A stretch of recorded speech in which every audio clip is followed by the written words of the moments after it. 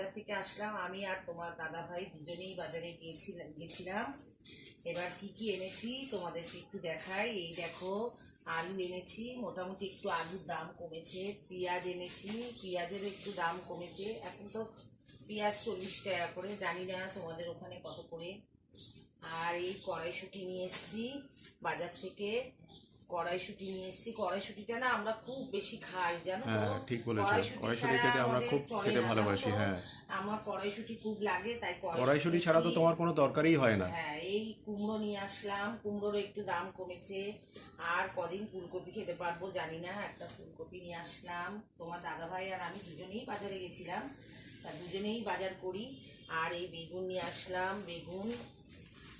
এই দেখো বেগুন, ফ্রেশ বেগুন। এখন বেগুনের দামটাও একটু কমে গেছে গো, অনেক কমেছে। 30 টাকা করে বেগুন হয়েছে। আর এই আমার ছেলের জন্য, আমার ছেলে বিট খেতে ভালোবাসে, তাই ছেলের জন্য একটা বিট আর শশা নিয়ে আসলাম, একটা ছেলে খাবে। আর কি এনেছি তোমাদেরকে দেখাই, জানি না তোমরা কি ভালোবাসো কিনা। এই দেখো একটা মোচা নিয়ে এসেছি, তোমরা কে কে ভালোবাসো কমেন্টে জানাবে। মোচা খেতে আমি খুব ভালোবাসি হ্যাঁ, গো, তাই এনেছে তোমাদের দাদা আমার ভাই স্ত্রী। মোচা খেতে খুব ভালোবাসে। আর এই আমার ছেলের জন্য একটু বিনস নিয়ে এসেছি।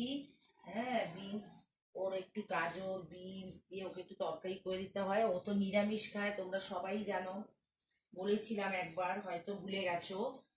আর এই একটু রসুন নিয়ে এসেছি, একটু টমেটো, রসুন, এই আর কিছু আনিনি। মাছ আজকে আমরা আনিনি, কেননা একটু বেলায় গিয়েছিলাম তো, 10টা 10:30টায়, তাই মাছ ভালো পাইনি, জানো তো বন্ধুরা। তাই আমি মাছ আনতে পারিনি। এই বাজার করেছি, তোমাদেরকে সবাইকে দেখালাম। তোমাদের কেমন লাগলো কমেন্টে জানাবে। আর সব জিনিসেরই একটু দাম কমেছে, এইটুকুই বলতে পারি। দেখো আরেকটা আমাদের কথা বলছি, হ্যাঁ, সাবস্ক্রাইব করতে কিন্তু ভুলো না। হ্যাঁ, আমাদেরকে দেখো, তোমরাই আমাদেরকে এগিয়ে নিয়ে যাবে, তোমরা আমরা আমাদেরকে খুবই একটু সাপোর্ট নতুন। না করলে কে আর করবে? আমাদেরকে একটু সাবস্ক্রাইব করো, লাইক দিও, এটুকুই তোমাদের কাছ থেকে আশা করি। আর এই পর্যন্তই, পরের ভিডিওতে আবার দেখা হবে।